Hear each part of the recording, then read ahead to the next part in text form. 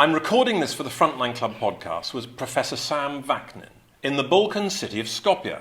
It's my second episode as I look for a greater understanding of the psychology of autocratic leaders and their administrations. I've asked Professor Vaknin to join me again to talk about the psychology of propaganda and misinformation campaigns. Professor Sam Vaknin is known for building public awareness of personality disorders.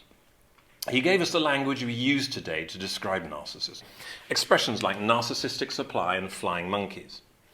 By bringing academic research into the public realm, Sam launched an industry to support survivors of abuse today.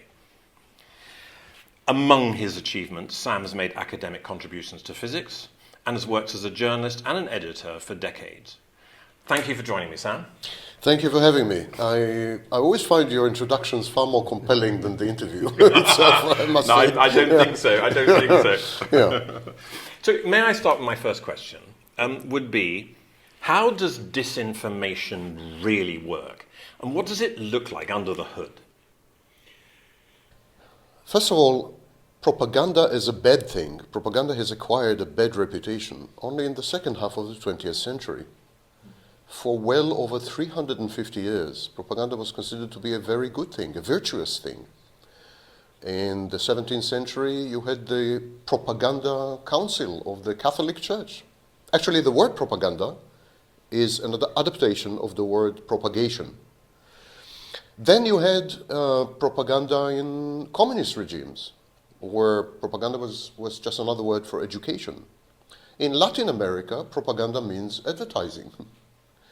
And I'm sorry to bring them into the stew, but in Nazi Germany, the Ministry of Propaganda was actually called the Ministry of Enlightenment. Public enlightenment, yes it was. Yes. So enlightenment and propaganda were equated in the public's mind with education, with the dissemination of information, with the formation of social structures and so on and so forth. It was a highly positive thing. The communists called it agitation. So they had agitprop. They had like agitation and propaganda put together. And agitation simply meant the shaping of public opinion in order to attain or obtain social goals. Sorry to interrupt you very quickly. I had read somewhere that Roman Emperor Octavian minted coins against Antony, as in Cleopatra, that he was a womanizer and a drunk. Yeah. So propaganda has old lineage and pedigree, and it has all been actually positive until the second half of the 20th century, the Cold War. During the Cold War, propaganda was cast as this evil, malevolent activity which intends to brainwash people or somehow entrain them or somehow delude them or deceive them and so on and so forth. These are new connotations. Propaganda had to do with grievances. Propaganda is intimately associated with victimhood. There is the belief that if you are a victim, you have the right to observe the world and reframe experiences and so on and so forth in a way which would somehow support the ineluctable rights that attend upon victimhood. Victims have rights, and these rights impose obligations on other people. However, this all should be supported with a narrative, like what gives you the right, even as a victim. The narrative gives you the right. And this narrative is actually propaganda. It's a grievance technique, grievance-related technique. And finally, I would like to mention the work of Louis Althusser. Louis Althusser was a neo-Marxist philosopher who ended up exactly like Nietzsche in Bedlam, in a mental asylum.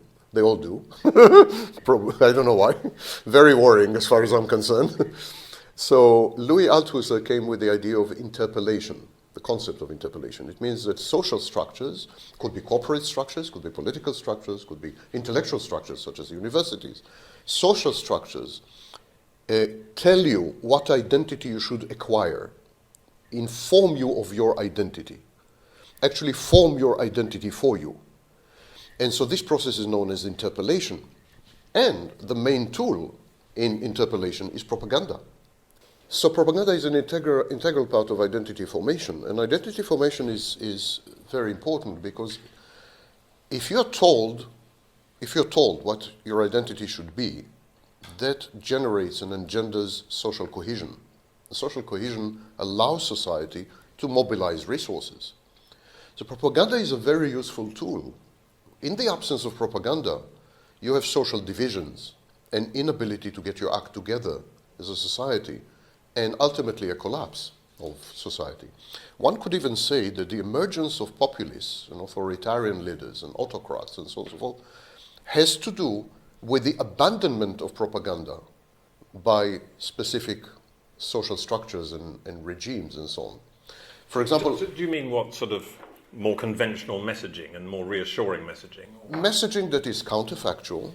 In a minute I will come to the psychological underpinnings, which is counterfactual, which is self-righteous, which is self-aggrandizing, which is imbues you with some kind of superiority, either as a victim or as an innately superior creature or whatever. But you need these narratives to engender social cohesion and bring on mobilization. If you begin to relativize the narratives, if you begin to say, that's a narrative, but you feel free to doubt it, feel free to criticize it, feel free to undermine it, then people rebel against this and they seek someone who would give them the propaganda and the narrative that they miss, the certainty. So the rise of autocratic regime has to do with the relativization of propaganda and morality and so on and so forth. We've gone through a period of about 50, 60 years where morality has become relative, religion had become relative or shunned altogether, the nation state has been criticized, gender roles have been undermined, etc., etc. So we have lost the propaganda value of social cohesion and we fell apart, and that's where populists and autocrats and so on emerged. The communists understood it well, as did the Nazis. And that's why they placed such a huge emphasis on propaganda. And contrary to what we believe today, these were highly successful regimes. The Nazi regime was a highly successful regime. And the communist regime until, let's say, the 1980s was a relatively successful regime. Repression, suppression, I agree. But all in all, it enjoyed the support of the vast majority of the population. Hitler was popular till 1942, 1943. He was a highly popular leader. So is Putin. So is Donald Trump. And all these leaders use propaganda as the main instrument of the main glue that holds together the base, essentially the nation. So this is the kind of socio-historical background to propaganda. And now let's talk about the psychology. How does it work? Propaganda legitimizes emotional reasoning.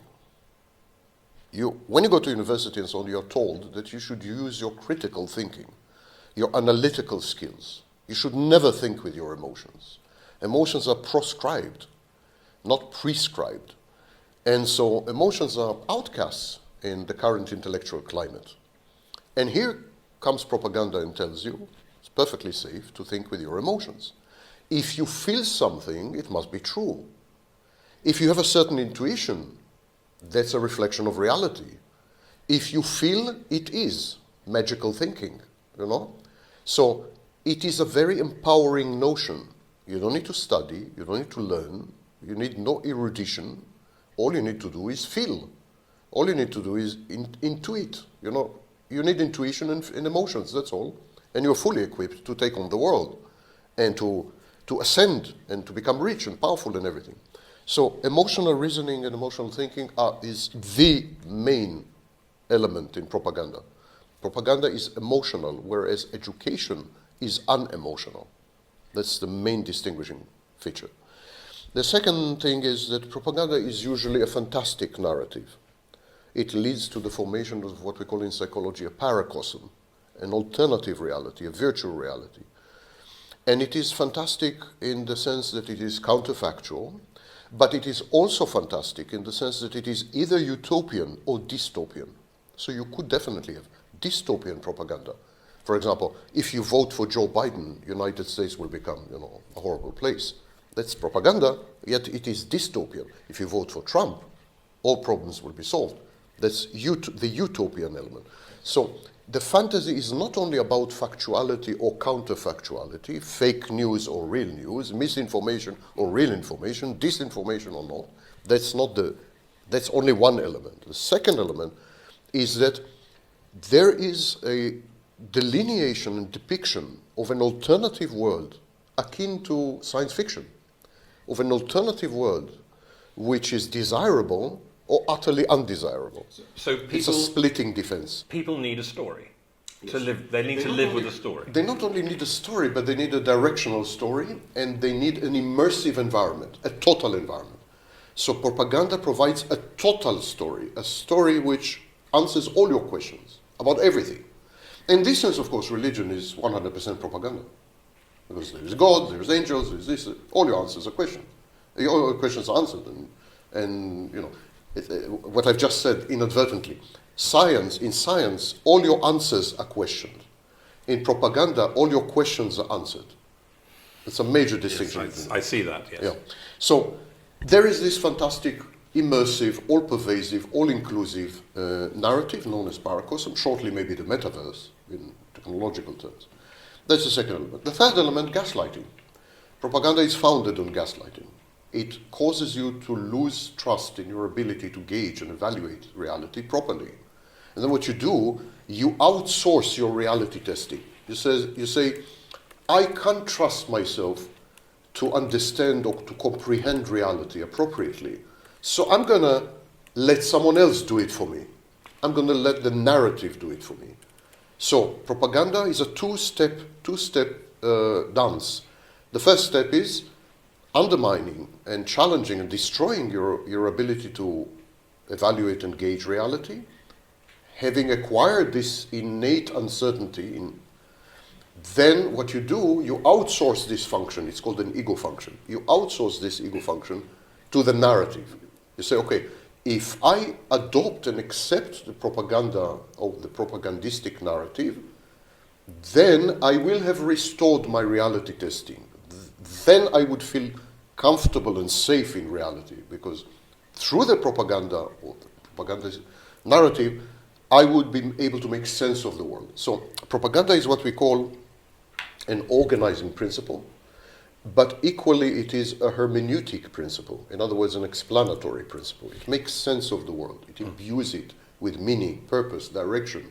It creates a temporal narrative, A leads to B, and everything in propaganda is inexorable, ineluctable, inevitable. Like in propaganda, there's no maybe, doubts, could be, it might have ended differently. No. Comforting certainty. Yes, if A, always B. So determinacy is restored, certainty is restored, and a sense of safety is restored. In this sense, propaganda is parental. Propaganda imitates a parental role. I see. We call it in psychology a secure base. Propaganda provides an ersatz secure base, a fake rendition of a secure base. You feel when you're immersed or in the propaganda sphere, you feel that you're back in the womb. You're totally protected. You're totally cared for. All your needs are catered to. First and foremost, you need to make sense of the world. First and foremost, you need to find meaning. So propaganda is directional and motivational. Propaganda is a type of speech.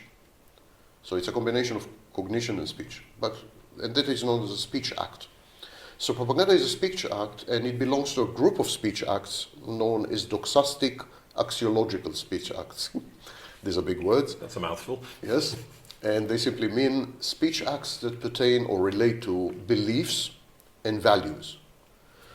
There is no value-free propaganda or norm-free propaganda or, belief-free propaganda. Propaganda is an act of faith. It also requires a leap of faith, because you're not supposed to question the source. Whereas in science and education, you always question the source, step number one. In propaganda, you're never supposed to question the source. The veracity and credibility of the source are inherent in the very act of propaganda. If you generate propaganda, you're credible and veritable. So it is a tacit agreement to suspend judgment and critical thinking, and to adhere to the narrative. And so propaganda propagates values and beliefs. Started with the Catholic Church, as I've mentioned. Nazi Germany, I mentioned. Communists, they're all doxastic axiological systems. Nazi Germany, communist USSR, they were based on they were faith-based. They were secular religions. So propaganda is about this. It's about faith. It's an act of faith. What is the core narrative? Okay, values, faith, beliefs, this, that. Got the picture. But what do these beliefs pertain to? What do they say? What's the content of the belief? What's the content of the value? What is the content of propaganda? Invariably, propaganda is about othering, alterity. In other words, the other. Propaganda always divides the world into an in-group and an out-group. When you adhere to the propaganda, adopt it, immerse yourself in it, accept it, propagate it, and disseminate it, and so on, when you're an active participant in the act of propaganda, and propaganda requires you to be proactive. When you are like that, then you belong in the in-group. You belong to the in-group. So propaganda provides a sense of belonging and acceptance. Comfort. When you share the narrative with people, you become a collective by definition. So there is this, I'm going to suspend my independence, my personal autonomy, my agency, my critical thinking, but the rewards are immense. I'm giving up on a little, and the rewards are immense because I'm multiplied. I'm amplified. Part of a team. Yes, I'm amplified. I'm simply amplified. My mind is amplified. It's a hive mind. My body is amplified. I am empowered via the agency, the collective agency, and I'm able to achieve historical things. So I acquire cosmic significance. As a supporter of Adolf Hitler or Donald Trump, I'm a participant in history. I have something to tell my grandchildren. You know, I'm an agent of change. So, ironically, suspending your individual agency amplifies your collective agency, makes you even more empowered.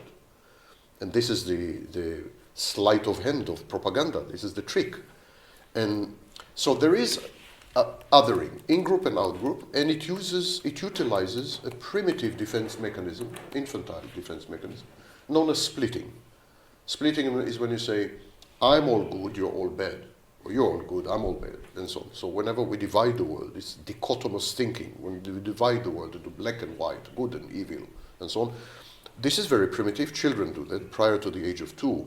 And that's why we call it an infantile defense mechanism. Propaganda uses this. It says, you're all good by virtue of belonging to the propaganda camp.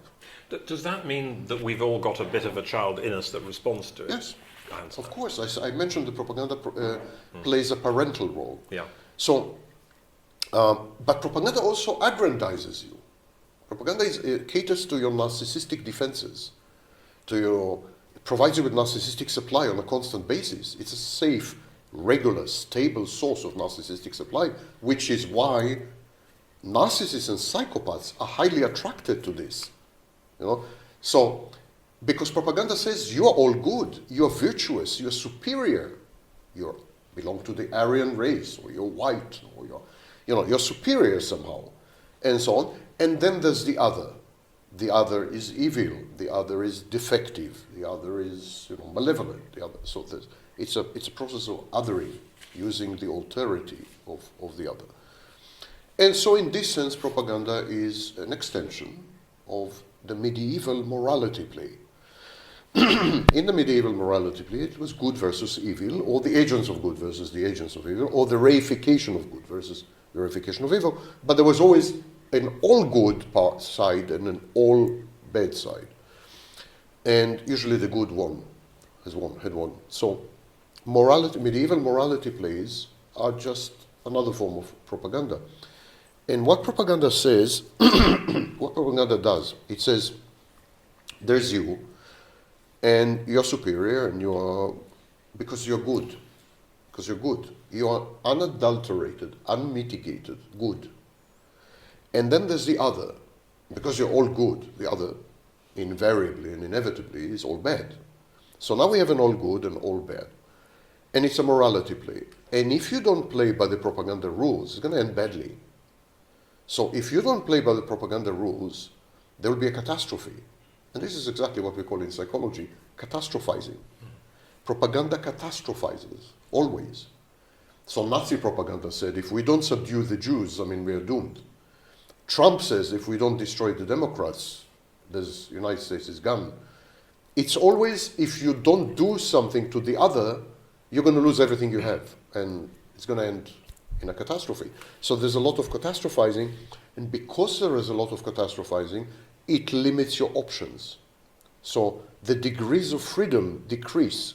When you catastrophize, when you say, if you don't do that, your life will end, then you have only one choice. You must, one alternative. You must do this. So we call this process constriction. Propaganda constricts your life and the space of available alternatives and options, reduces you, channels you to a single choice, a single decision. Because if you were to adopt another choice or another decision, you're dead, you're doomed, you're finished, you're gone, you're history. So thereby adds cohesion to society. And that adds cohesion, mobilizes, because fear is a great mobilizer, mobilizes and so on and so forth.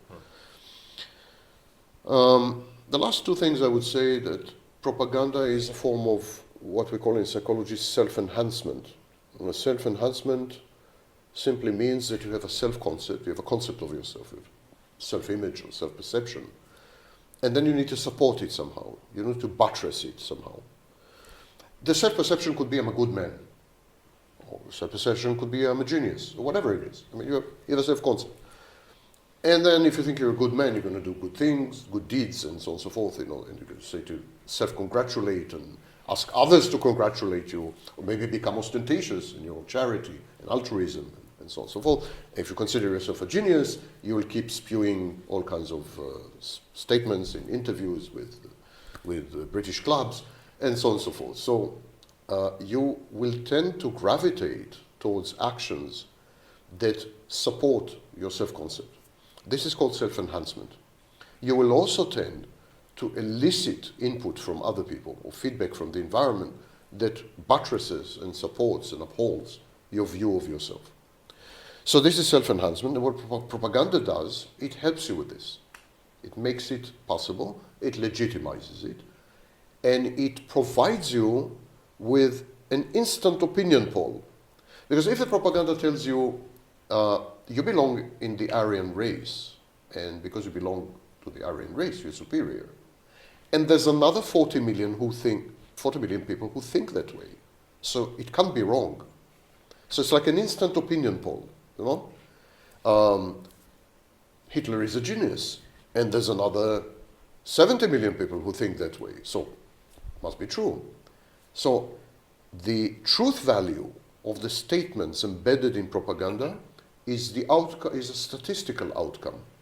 And yet, this allows you to self-enhance much more easily.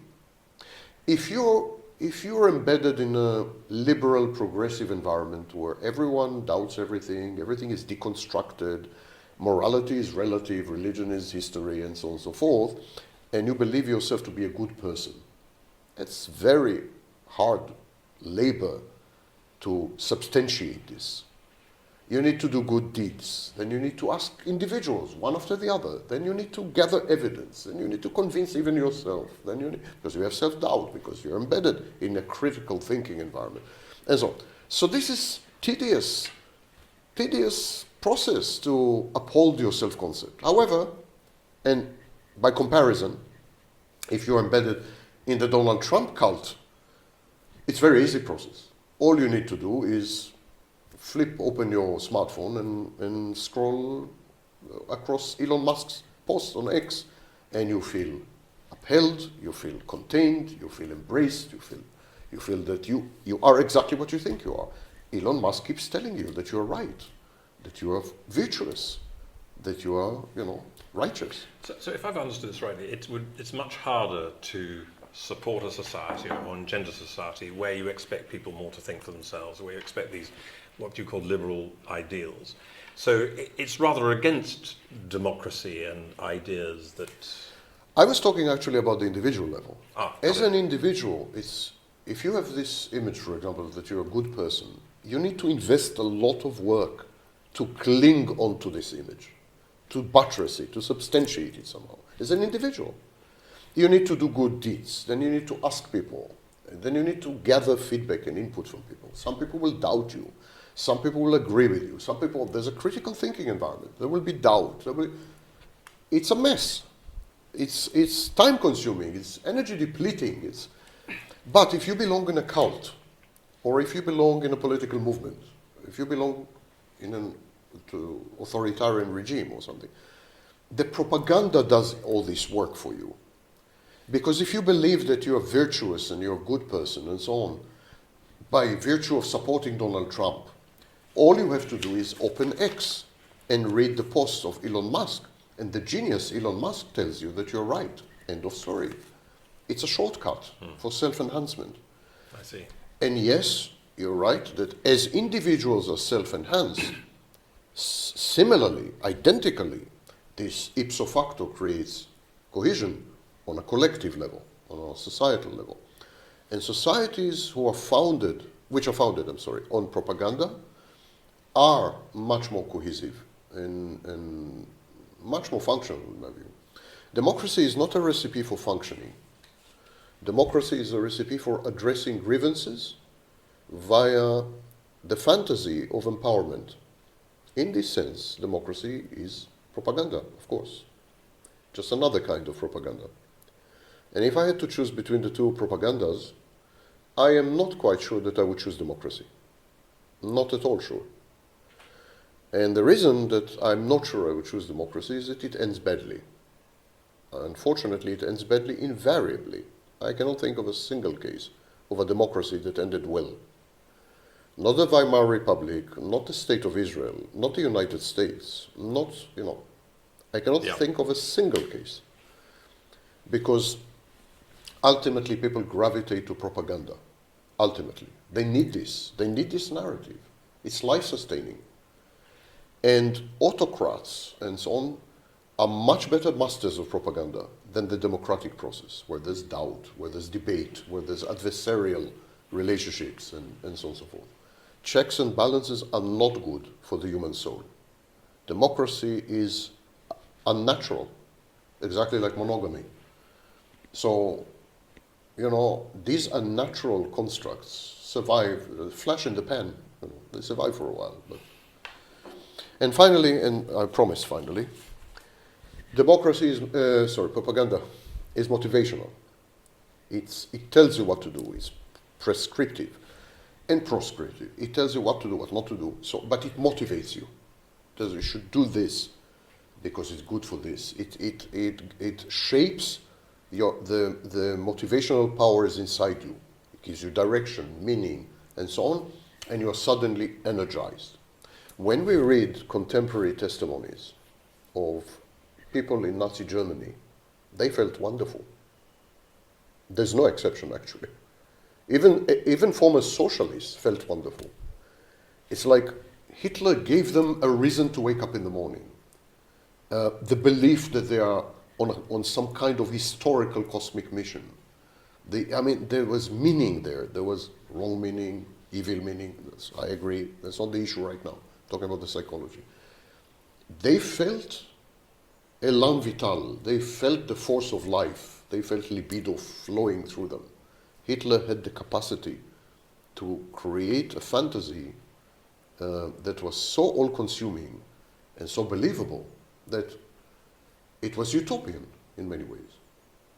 So, unfortunately, propaganda-based regimes are far better at motivating people than democracies. When propaganda is used aggressively, does it change form in any way? For example, the propaganda surrounding a conflict like Ukraine.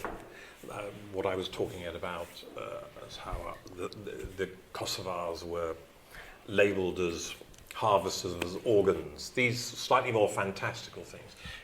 Is this the same stuff? It's just more aggressively targeted? As I said, propaganda is always about othering. Is always about casting the other, whoever it may be, And the other changes, exactly like in Orwell's 1984. The adversaries change all the time.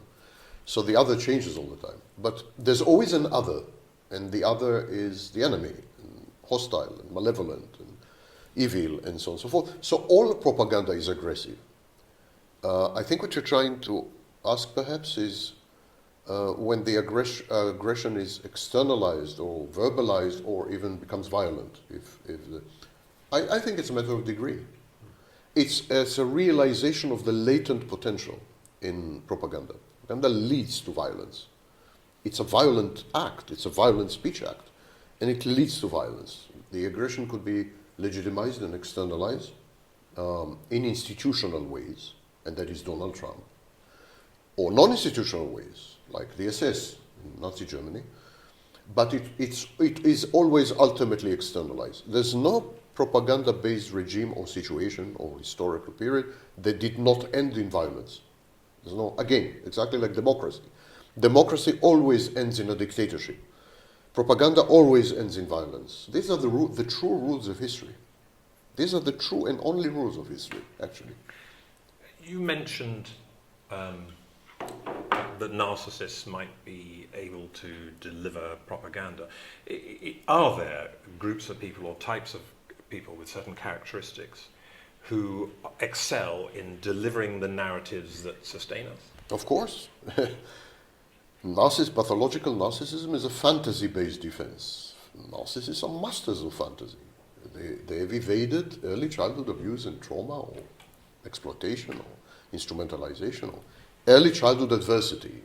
They've evaded it and escaped it by creating a fantasy, a false self. They are the masters of fantasy in a world that is suffering from uncertainty and indeterminacy, fear, and so on and so forth. They are the natural default. Like people would gravitate, instead of the narcissist gravitating towards power, power would gravitate to the narcissist. It's the people who would beg the narcissist to save them somehow, because people realize that reality is threatening. Reality could be threatening. You know, we have a principle in psychology that says reality is always good. Always good. Like, the test for mental health, are you grounded in reality? Are you mindful? You're healthy. If you're not healthy. I disagree vehemently. I don't think reality is always a good thing. For example, the reality of Auschwitz, I'm quite convinced was not a good thing. You know? Of course. So, fantasy has its role, and so on and so forth. We may even say that reality nowadays is so, you know, dystonic and dissonant and dystopian and so on and so forth, that perhaps we do need a short period of fantasy to kind of recover, recuperate, regain some perspective or something. We need this escape. So a national story or a national myth. Something, yeah. But then one can get to cults. You mentioned cults and religions. These are all similar, aren't they, in what you're saying? And this is the beauty in historical processes. Whereas democracy always leads to ochlocracy, mob rule, and autocracy, autocracy and ochlocracy always lead to democracy.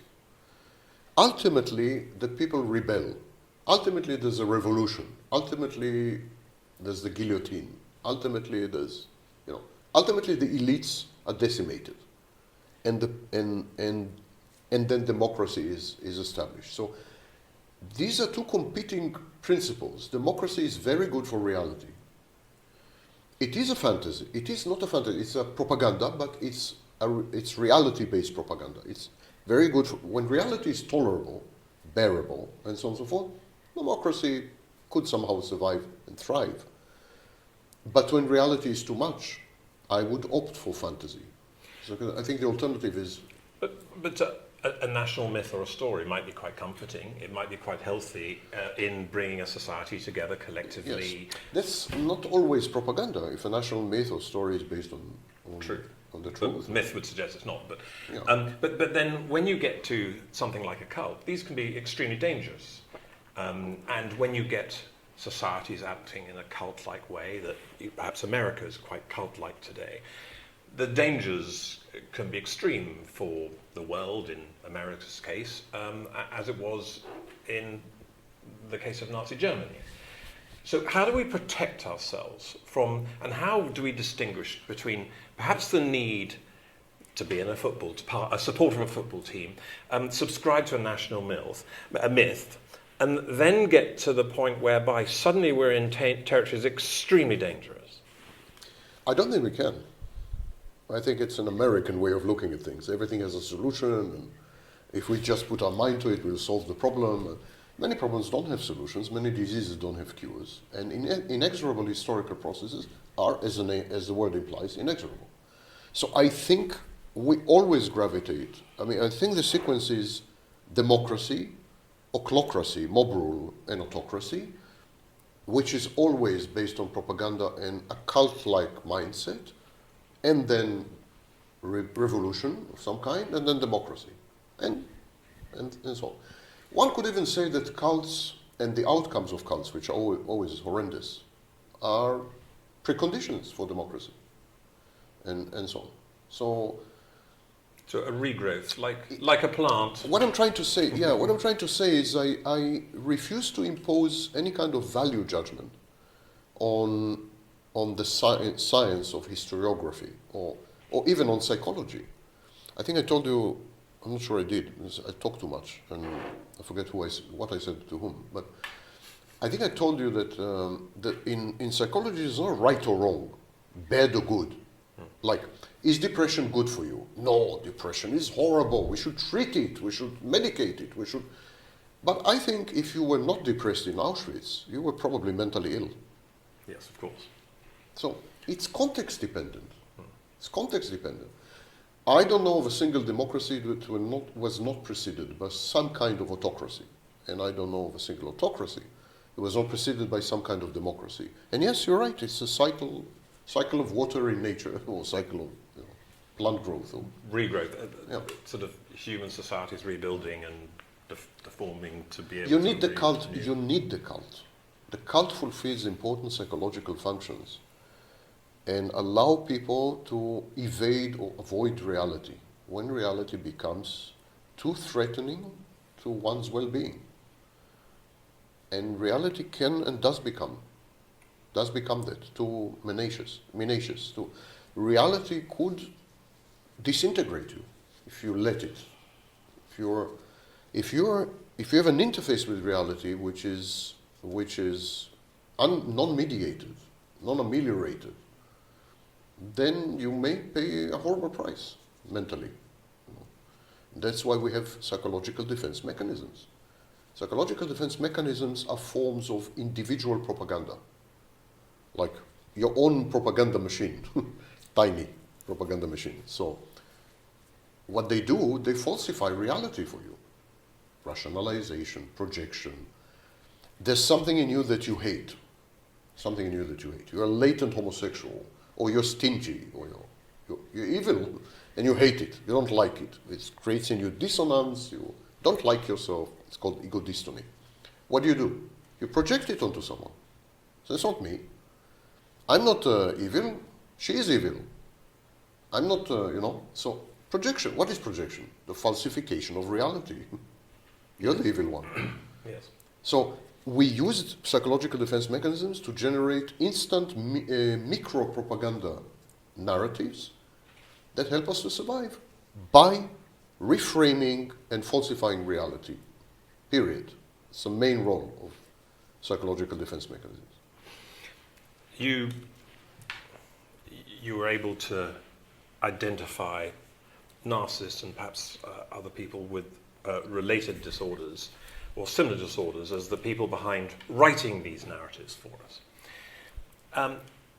Is it right to suggest there might be two psychological persuasions, people who have these disorders, a minority of people perhaps that we don't see or understand, and a majority of people who we might call neurotypical? Is the human story, when we're talking about cycles, is the human story, can you explain the human story through this? Is this a viable way of seeing ourselves? I think so, and I'm not alone. You had someone like Eysenck, prominent psychologist, who believe the same. So I think so. I think normal, healthy, balanced people usually gravitate or want to maintain the status quo. They cherish stability. They cherish predictability. They thrive on certainty, determinacy. They would like social structures and institutions to last forever. They are rule-based. They are conformist.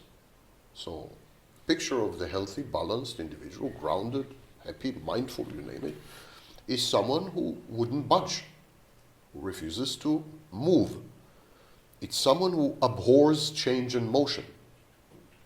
That's the definition of mental health. Not growth and development. Growth and development is an internal process. But someone who abhors change and motion in the external world. Someone who cherishes and thrives and is very happy when things are the same, basically. And this is not a recipe for either evolution or innovation, of course. So to innovate, to create, to evolve, you need people who dislike stability and certainty. Yes. And find them either boring, like psychopaths, or find them challenging and undermining, like narcissists, because in a stable environment and so on, narcissists is very unlikely to obtain narcissistic supply. And so you need to find people who push against the status quo, against the... And these people have a highly specific psychological profile, if you bear with me. So the first thing is that all these people have a compromised sense of reality. We call it impaired reality testing. They're no longer with us. They are either immersed or live within their own fantastic space, the narcissists, or they are highly future-oriented. We call it goal-focused, goal-oriented. So this is the psychopath. These people abhor, reject reality. They find reality abhorrent, unacceptable, and something to be tempered with, or as they say in Silicon Valley, broken. You need to break things, move fast and break things. You know. And economists such as Schumpeter called it creative disruption. He believes that it's a good thing. It leads to innovation. So there is this rejection of reality. You can reject reality in a variety of ways. You can reject reality by developing a totally inflated, grandiose, fantastic self-image, self-concept. That's a narcissist. You can reject reality by saying, I'm going to shake reality in my own image. And I don't care who suffers and what's the cost. That's a psychopath. You can reject reality by saying, I don't exist, only my intimate partner exists. That's borderline. But what is common to all these people, of course, psychotics and so on, what's common to all of them is that they reject reality. And the rejection of reality is a crucial element, a precondition, precursor for exploration. What happens with the child between the ages of 18 months and 36 months is a stage in human development known as separation individuation, where the child lets go of mother. Mother is the reality.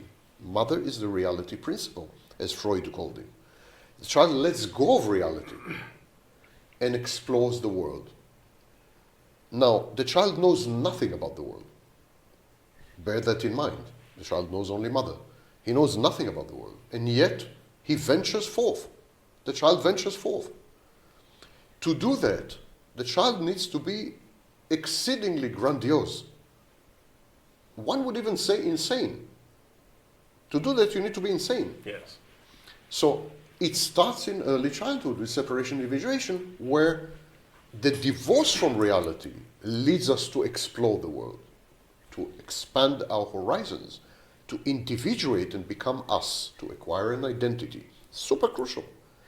I think what happens with narcissists, psychopaths, borderline, they're stuck in childhood. They're stuck at this stage. Definitely narcissists are stuck in the separation individuation state. And they've retained their grandiosity. And they still reject reality. They reject mother. And they explore the world. So this is point number one. Eysenck and others suggested that people who innovate, people who are creative, are somewhat crazy. Eisen called it psychoticism. And the common term nowadays is schizotypy. So people who are creative suffer from or have schizotypy and psychoticism. These people see the world in ways which are alien to healthy, normal people. Their view of the world, their absorption of the world, perception of the world, interaction with the world, description of the world is so alien, no healthy, balanced person would recognize it. And so they have, for example, usually they have a synoptic view. They tend to connect things which are normally not associated.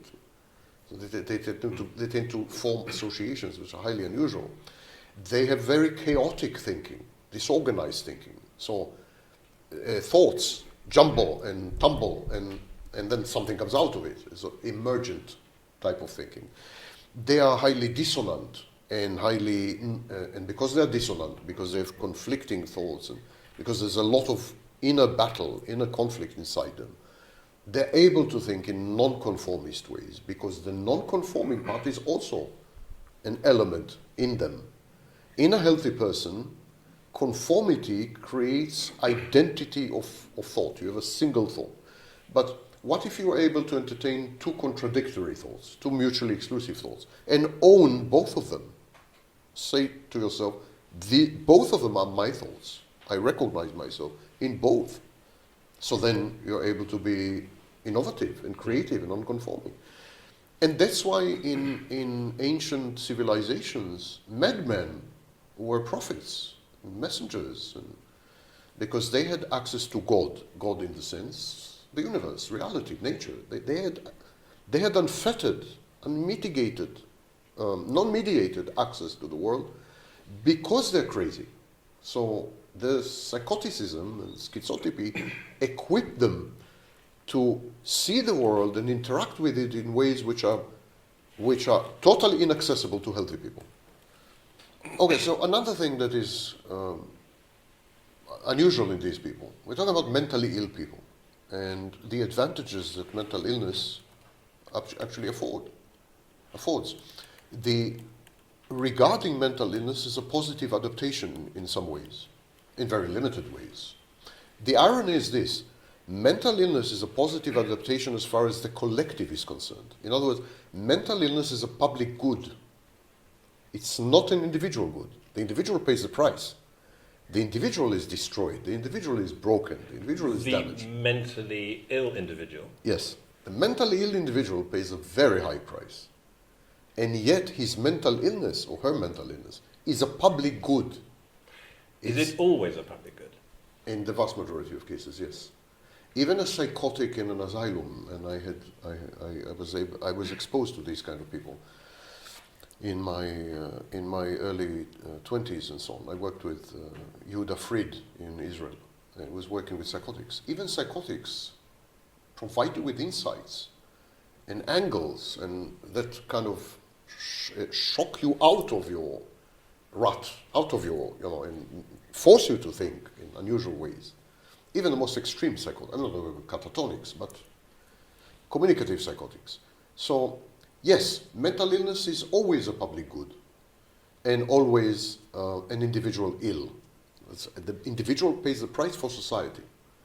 And again, the ancients recognized this. This is why they eulogized mental illness. That's why they said mentally ill people are in contact with God. They're the messengers of God. They're the prophets. They have such a huge advantage over us. They're saints. And they were right, because mental illness is a public good for which the individual sacrifices himself or herself, not necessarily deliberately, but that's the end result. I see. So individuals of this kind also have what we call attention multitasking. And everything I'm just describing does not exist, cannot be found among healthy people. These are features, clinical features, unique to mental illness. So they have attention multitasking. Attention multitasking doesn't mean that you play on your smartphone while you make coffee or something. That's multitasking. Attention multitasking is the ability to split attention into streams, several streams, that all go on simultaneously, all are cohesive and coherent, and all lead to something. Mentally ill individuals are capable of doing this. Healthy people cannot. Yeah.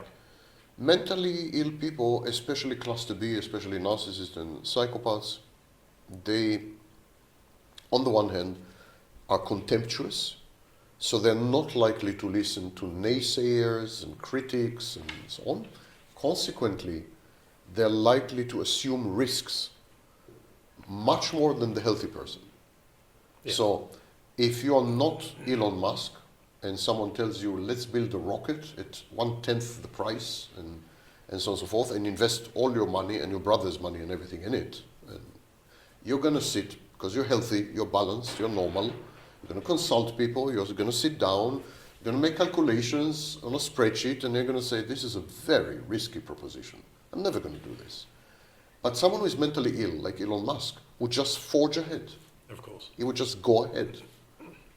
Because he's God, so he doesn't listen to critics, and he's omniscient, so he knows everything, he doesn't need to. And because he is a risk taker, he cherishes, adores risk, seeks it, flourishes in it, and so on and so forth. So risk-seeking, thrill-seeking, they are unique to mentally ill people. Healthy people avoid, they are risk-averse. It's exactly the opposite. Yes. So among entrepreneurs, the likelihood of finding mental illness is very high, actually. We know that, for example, the preponderance of psychopaths among chief executive officers is 5 times in the general than in the general population. So we find 5 times more psychopaths among them. We know, for example, that the psychological profile of the people who invented social media, psychological profile is that of someone with a schizoid personality, so the mentally ill, all of them, one and all. Yeah. So these people are so divorced from reality that, as far as they're concerned, it's a kind of simulation, kind of game. They are so much into, and that's why these people keep talking about simulation. The world is a simulation, the universe is a simulation, we are all, pawns in someone else's program. They really dig into this metaphor. It's all a game, and risk never has consequences, and so on and so forth. And finally, I think, ironically, mentally ill people are exposed to so much ostracism, so much stigma, so much rejection, so much mockery. They become inured, they become resilient. They're more resilient, I think, than healthy people. They are more, I know it sounds strange because mentally ill people attempt suicide and they break down and they have nervous breakdowns and they fall apart. And yes, but they survive despite the mental illness, which is pretty shocking if you come to think of it. If you have borderline personality disorder or if you're schizophrenic and you're still alive, the very fact that you're still alive is proof positive of your enormous, extraordinary resilience. I think they are extraordinarily resilient. And so if you add all this together, they're divorced from reality, has no impact on them. They're resilient. They seek risks. They are capable of thinking in ways which are totally inaccessible to healthy people and are also superior to normal cognition. Then, of course, you end up getting the movers and shakers and drivers and innovators and entrepreneurs, and they're all mentally ill. I mean, I can see that. I find that fascinating, and I can appreciate the contribution that the broad spectrum of mentally ill people will deliver us, and understand the suffering they must go through personally. Would you apply that to all types of mental illness? A cluster Bs, which I understand to be people like the psychopaths and borderlines and narcissists. I understand that they're collectivized in this group, cluster B, because they lack empathy and caring for the rest of us. We know that abusers normally will fit in that category. So these people, are they really helping society, or how much are they? Because is it really a 2-part arrangement? First of all, yes, I think all mental illness is helpful to society. not only personality disorders, but takes, for example, people with bipolar disorder. Yes. They have what is known as manic phases. Mm-hmm. And during the manic phase, people with bipolar disorder are highly entrepreneurial. They come up with harebrained schemes to do this or to do that and so on. We can trace many innovations back to people with bipolar disorder, the manic phase specifically. Interesting. So that's one example. Yes. People with schizophrenia, of course, have contributed massively to human civilization. I think religion is just another name for schizophrenia. Yeah? Psychotic disorder. Jesus was utterly psychotic, there's no question about it. And grandiose as well, probably a psychotic narcissist. So I would generalize and say that yes, mental illness has a role to play. Autism, of course. I mean, people with autism are great mathematicians and coders and programmers and innovators, inventors, and so on. So yes, generally speaking, mental illness is good for society, good for civilization, good for the collective. Within mental illness, there are people who are both dramatic, erratic. Actually, the uniting feature of cluster B is the drama, not the lack of empathy. That's why the cluster B is called dramatic erratic cluster. So they're both dramatic on the one hand, so they need the excitement, the thrill, the risk, and they drag everyone with them, and this could and often does end badly. That's a drama element. And because they're disempathic, they're divorced from reality. They cannot have empathy by definition. They're divorced from reality. Schizophrenics also don't have empathy. I mean, borderlines, we now know, have diminished empathy. So whenever you're divorced from reality, you don't have empathy because other people are not external objects. They are internal objects, or you can't recognize them because they're embedded out there, you know. So yes, they lack empathy, but I think the problem is not a lack of empathy as much as the need for drama, the need for excitement, and the willing to sacrifice absolutely everything for another dopamine hit, dopamine rush. I think that's the key risk, the key risk in accepting that mental illness is a good thing. Like, yeah, it's a good thing, but if you push it too far, in the sense that if you introduce the drama of mental illness into everyday life, you may end up as badly as mentally ill people do. Could I try and counter that by suggesting that Adolf Hitler, had he had nuclear weapons, may have pressed the button? That wouldn't be good. Perhaps as did Truman. Yeah. As did Truman. Yes, absolutely.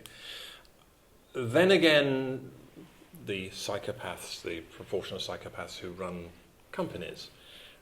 Some of these may be oil companies. Some of these may be companies not looking after our environment. So, to what extent does that counter your argument that they're always good for society? That's what? That they're good for society, because if our environment and its destruction isn't, and these people, though I can completely understand, they shift, they provide propaganda to give us narratives and stories, they shape us in many, many ways, and I can see that evolutionary we need shaping, of course we do. But if you're a victim of domestic abuse, you might not agree with you. If you are somebody who values the environment or lives in an environment on an island in the Pacific that's going under the water, you might not agree that they're helping us. I didn't necessarily mean to say that they were helping. I meant to say that they were shaping. Shaping. Okay, so they're forming. Yeah. They're formative powers. But do we need to contain them if the world gets to a point where we now have nuclear weapons? Only if you seek stasis and equilibrium and homeostasis. So we have to put up with the risk of nuclear war. We have to put up with our environment falling apart. The cost of innovation, evolution, and so on and so forth. And the abuse that many people have in marriages and families. All of these are costs. In evolution as well, by the way, there are costs in evolution. Evolution tries a series of mutations. Many of these mutations end badly. The organisms die. So there's always a cost associated with progress. There is the erroneous idea of progress, that we always move in a linearly, and that it's always from worse to better. Well, that's not true at all. evolution and progress is cyclical. And there's a lot of wastage, a lot of many failed experiments, many sacrifices and victims in the process. And I think there are side effects, very bad side effects, to the involvement of mental illness in human affairs. But I think without that involvement, we would not be where we are today. Similar to medication, I think. You know, I find that compelling, Sam, but I do find it compelling. But give us an idea of what proportion of people in the world you're talking about here, as you would describe as broadly mentally ill. How many of us? No, not all mentally ill people contribute to society. Not all mentally ill people are creative and so on and so forth. Generally speaking, we believe that about 15% of the population have personality disorders. As many as that? 15%? Yeah, 15%. Another 30 to 40% suffer from other mental illnesses. That includes mood disorders, and anxiety disorders, and so on. So half the population. So it's a significant amount of people who are driving, and the rest of us are rather sheep-like. Significant amount. Not all these people drive humanity forward. Not all these people shape reality for us. Not all these people provide narratives. I would say that even a tiny fraction of them do. A tiny fraction of these people do this. But everyone who does this belongs to this, is mentally ill. So it's not all mentally ill are creative, but all creative people are mentally ill, one way or another, to one degree or another. I'm not saying, you know. Historically, in religious texts, for example, we have narratives of good and bad, evil and things like that. Do you feel that that's not really the way we should be looking at these problems? Because how can you be all bad if you are a narcissist or a psychopath, if on the other hand you are driving society and shaping it? It's a platitude. Narcissists and psychopaths never consider themselves all bad. They don't, but if you're a victim of abuse, you might think they're bad. Yeah, but they perceive themselves as all good. So did Hitler, by the way. He thought he was liberating Europe from the Jews. He thought it was an act of selfless sacrifice, because the German people are paying the price, you know, for all of Europe. Do you feel it would be better for humanity if the majority, but it's clearly not a very large majority, was better aware of the nature of people who are not like themselves? I mean, one thing that strikes me, I keep meeting people who believe, but I'm taking this narrative of good and evil because it helps me here, that, you know, there's a widespread assumption in most sensible people who would be, say, neurotypical, that there's good in everybody. But there isn't, is there? Because actually, I don't know what is. We're using the narrative of good and bad. I fail to understand the concept of good and bad.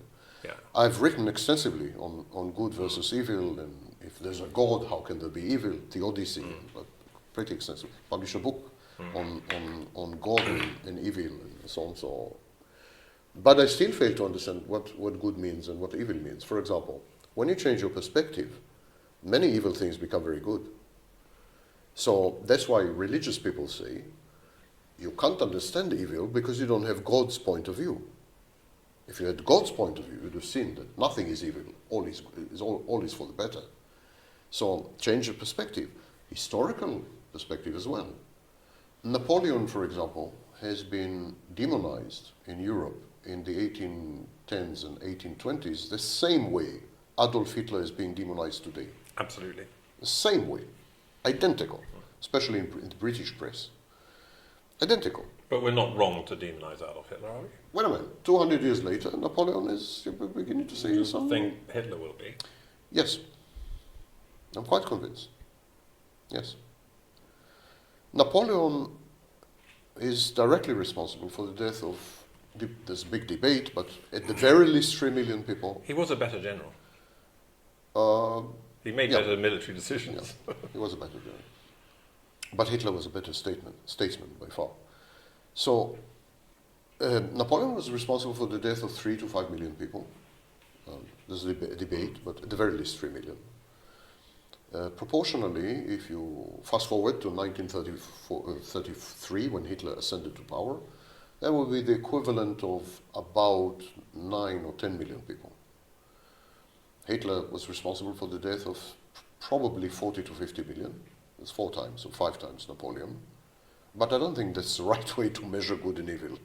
Napoleon was evil in this sense. He killed 10 million, the equivalent of 10 million people. And you still feel that, and you're of Jewish extraction.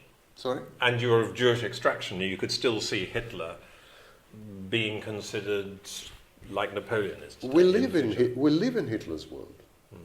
Everything you see around you was shaped, created, imagined by Hitler, one way or another. Every superpower was made superpower by Adolf Hitler. The way our institutions are shaped, our reactions to Adolf Hitler, the Nazi salutes of Elon Musk and Steve Bannon are Nazi salutes. Very clearly. Hitler is very much alive, and very much. There are two people in human history who shaped human history so dramatically that they definitely were not driven by the powers of history, but they drove history. And that would be Jesus Christ and Adolf Hitler.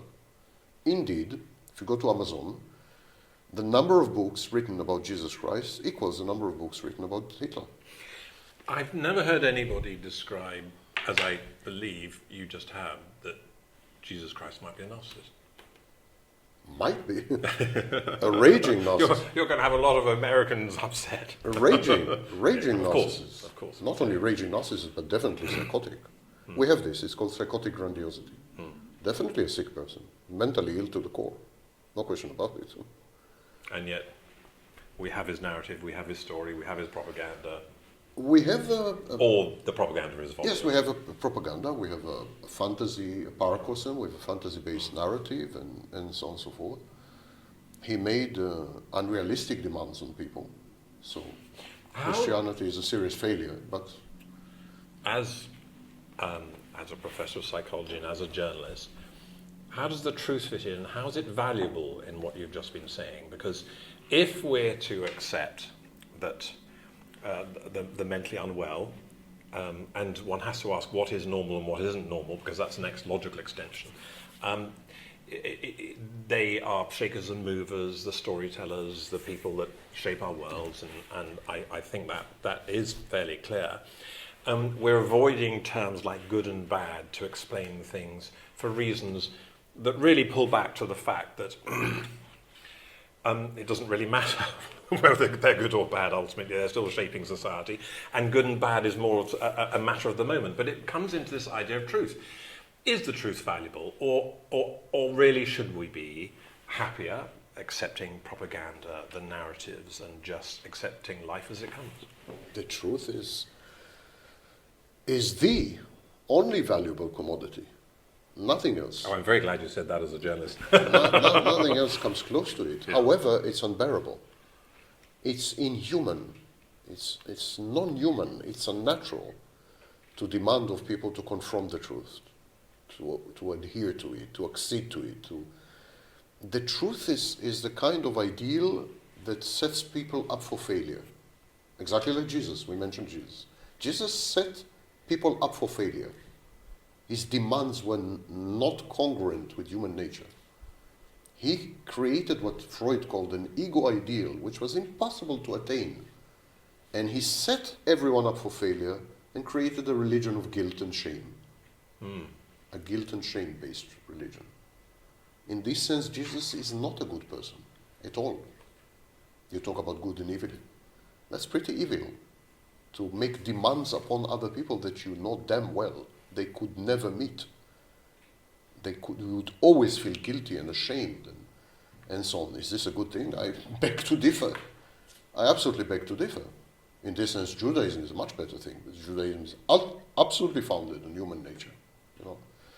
So, not because I'm a Jew. It's founded on human nature, simply.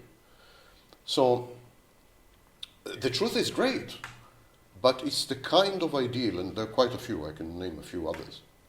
It's a kind of ideal that demands too much of people. And so people recoil. And then they're angry at the messengers. They execute them or whatever. And then there are cults and other ways to escape the truth or to escape from reality. You see, for the vast majority of the life of the human species, mental illness was considered a positive adaptation in terms of the collective, regardless of the individual price. And then we had the Enlightenment starting in the 17th century, more or less.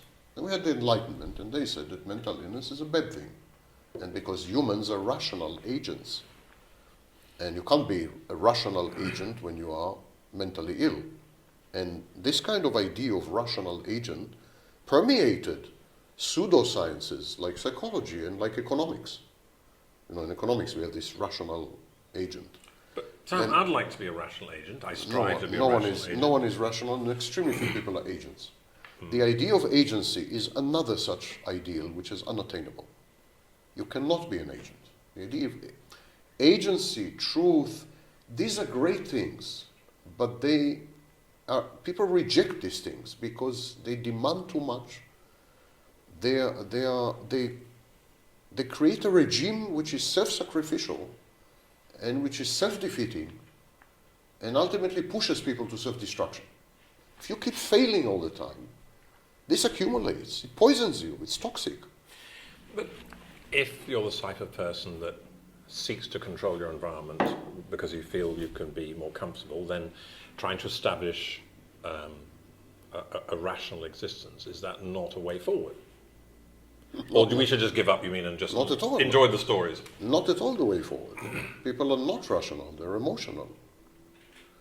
So, well, I'm English, I've been taught to control my emotions. I think the English are the most emotional of all. Oh, really? Yes. I think repression is a highly emotional act. So did Freud, by the way. So, if you pose an ideal of rationality, so rationality, agency, the truth, I can go on. If you provide people with these ideals and you tell them if you're not rational, something is wrong with you. If you don't seek the truth, you're bad, you're evil. Then this sets them up for failure. They keep failing. It's toxic. They become mentally ill. They want to get away from reality. They gravitate towards cults, and you end up with Adolf Hitler. So these ideals are not good. And the people who propagated these ideas, in my view, were not good people. Not good people. But science helps us. Science is a different thing. Science doesn't deal with people. The so-called sciences which deal with people are pseudosciences, of course. They're jokes. Yes. Psychology is the modern astrology. It's nonsense. Unmitigated nonsense. I haven't, apart from you, yet met anybody in psychology who feels that it's not a science. But psychology, you don't think that you use statistics doesn't make you a scientist. Yeah. It's a language. Statistics is a language. That you speak Swahili doesn't make you an African. No? So the use of statistics borrowed from the exact sciences doesn't make you an exact science. That you wear a white coat, doesn't make you a scientist. That you have a lab doesn't make you a scientist. These are all external features. They're all kind of signaling features. They are. So this doesn't make you a scientist. Psychology cannot ever be a science, in principle. Cannot ever be a science. Because the subject matter of psychology is mutable and is reactive to experimentation. In other words, if I conduct an experiment on you, a study on you, and I want to replicate it, I can't. Even if I were to use you again as the subject matter, you have changed. The very fact that I'm experimenting on you changes you.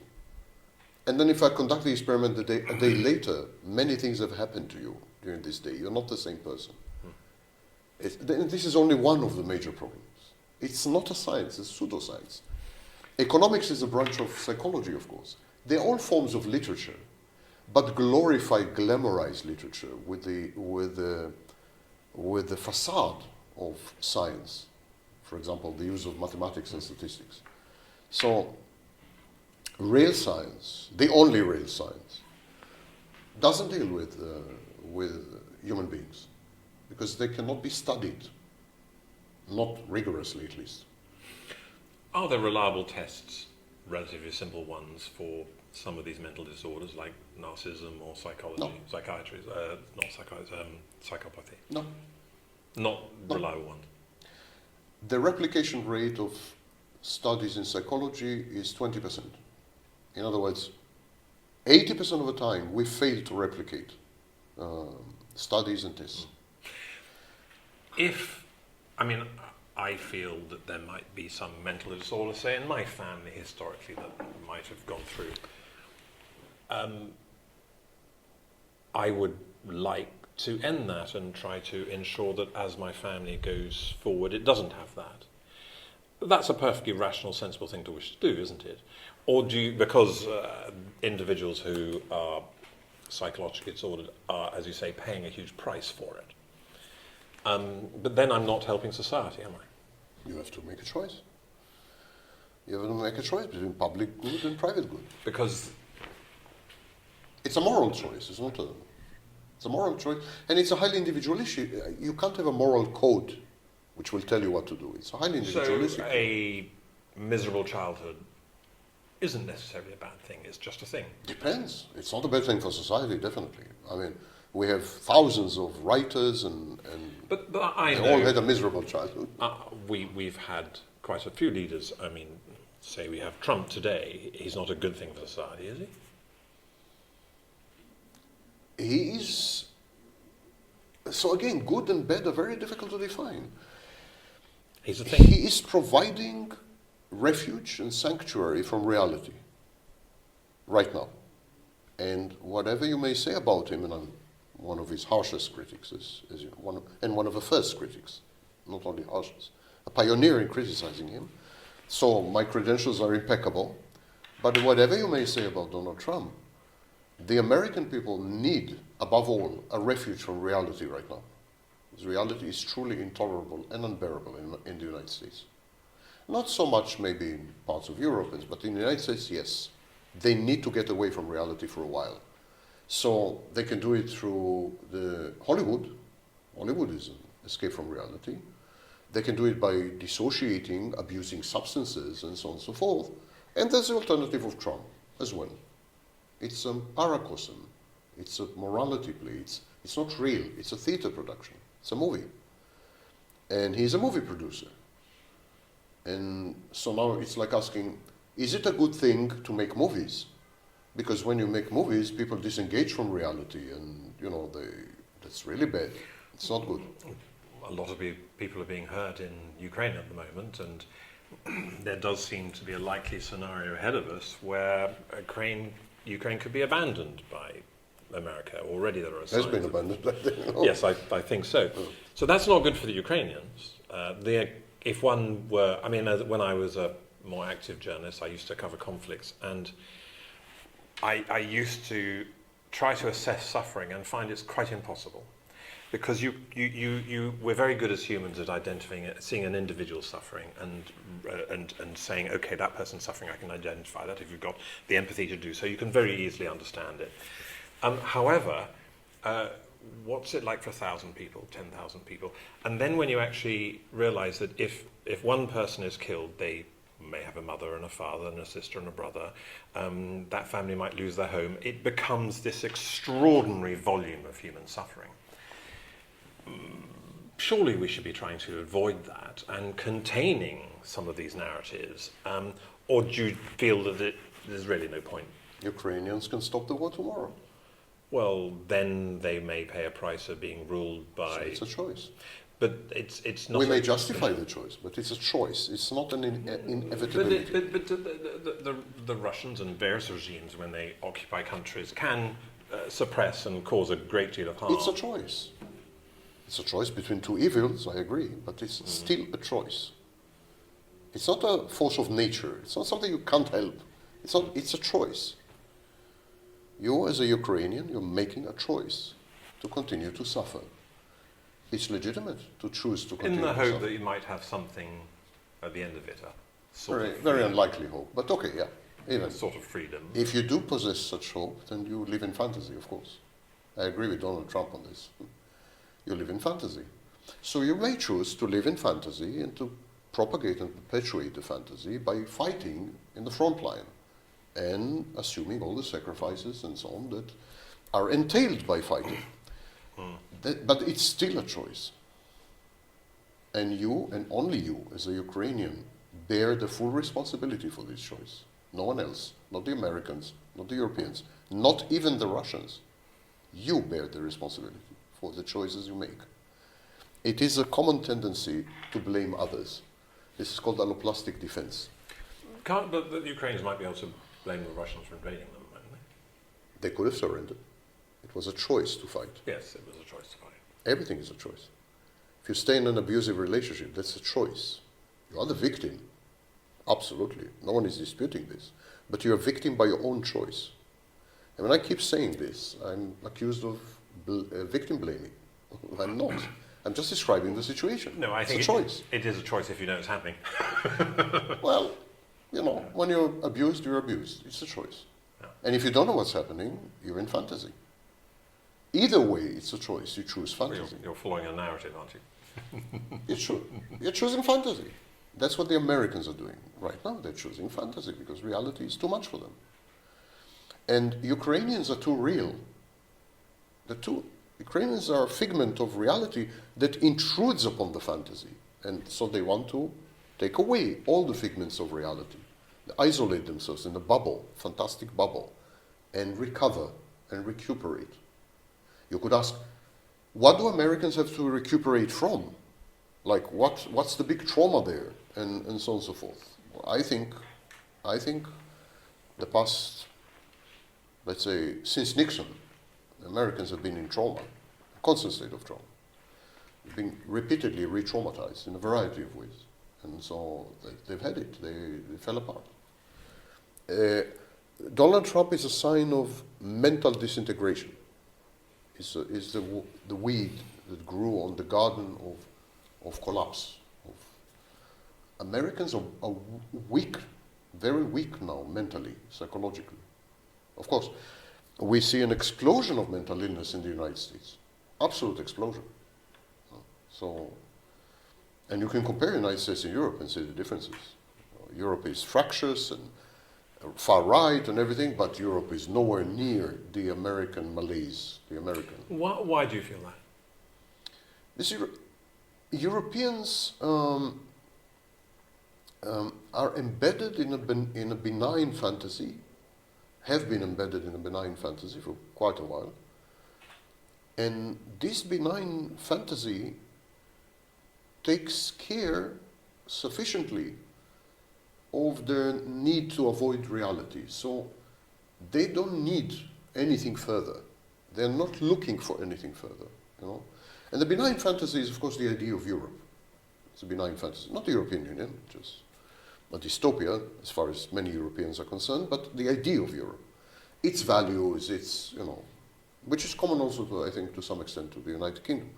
So there's this idea of Europe, which is cushy and cozy and fantastic, totally fantastic, by the way, totally counterfactual. It's nothing to do with history, total invention. I mean, propaganda, if you talk about propaganda, this is it, and so on.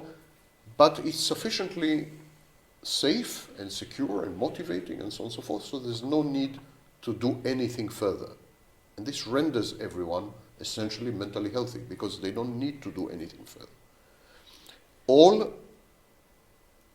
Anything you see in European society that is disquieting or indicative of disruption or even mental illness and so on, I am sorry to say, was brought from the outside.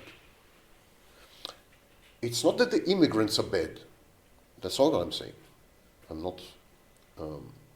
But what I'm saying is that the introduction of immigrants into society created this wedge of reality that led to instability and led to an American-like situation. You know? Had the Europeans isolated themselves completely, never allowing anyone to come in, they would have been still ensconced in their fantasy, and the stability would be perfect, and everything would be, you know. So, whenever you allow reality in, you become dissonant. There's a problem because reality is harsh. It pushes back. It challenges your self-perception, your self-concept. your narratives, reality challenges. That's what reality does. It destabilizes. It's ever-changing. It's transformative. This cycle, inevitable cycle you're talking about, which I concede, what about AI? We have artificial intelligence could break that cycle. Is it not possible that you could have a technology that effectively maintains us in a certain point in the cycle so we never progress in it? I am far less enamored with artificial intelligence than most analysts. I think artificial intelligence is an extension of Wikipedia, essentially. It's a form of crowdsourcing. What Wikipedia has done, and I was among the founders of Wikipedia, something you don't know maybe, what Wikipedia has done is that it has amassed or collected texts generated by people, millions of people, and then created a body of knowledge. It's just a good description of what artificial intelligence is doing. Only it's mechanized. And artificial intelligence is mechanized. In Wikipedia we had humans doing this, but it's the same. Large language model. We had huge number of texts. We put them together in the form of an encyclopedia. You have huge number of texts. You put them together in the form of answers to queries.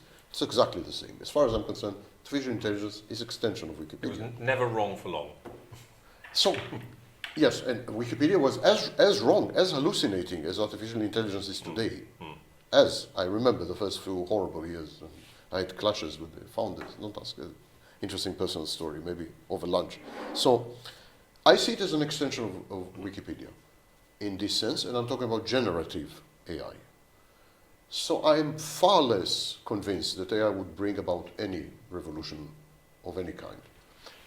What is worrisome about artificial intelligence is that it is authoritarian. Because if you use Google search, you get 2,000 options. The choice is yours. You're the curator. But if you talk to artificial intelligence, you get a single answer. And it's authoritative. There's no way to challenge it. You can't say you're wrong. I mean, you can, but it would lead you nowhere, basically. It's take it or leave it. It's a take it or leave it proposition. It's authoritarian. I always say that current technology reflects the mores of culture and society. We are living in an authoritarian age, so the technology is authoritarian. We were living in a narcissistic age, so we had social media. Technology reflects society, doesn't drive it. Yeah. So I'm afraid that authoritarians and their technological tech bros, the authoritarians and oligarchs would leverage AI to cement authoritarianism and autocracy.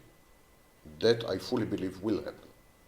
Because the technology lends itself to narratives that are essentially propaganda. And you already see, for example, intervention of the Chinese government in DeepSeek, yes, where you cannot find answers about Tiananmen and Taiwan and so on. You can see interventions by other governments. So you can see, for example, in Grok. Grok is the new AI of Elon Musk.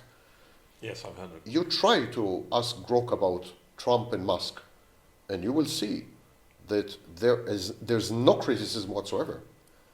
So Grok is 100% pro-Trump and 1,000% pro-Elon Musk. You can't find a single criticism. If you ask, is Elon Musk a con man? Try. See what Grok tells you. Yeah. Similar, use the same query with Perplexity or ChatGPT or Claude, and you will see what you get. So they might say, there are some people who say that he's a conman and so on. Grok will tell you, no way, absolutely, it's nonsense.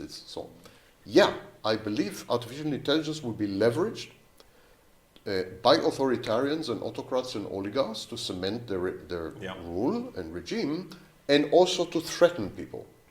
So they would use artificial intelligence, for example, to threaten certain professions.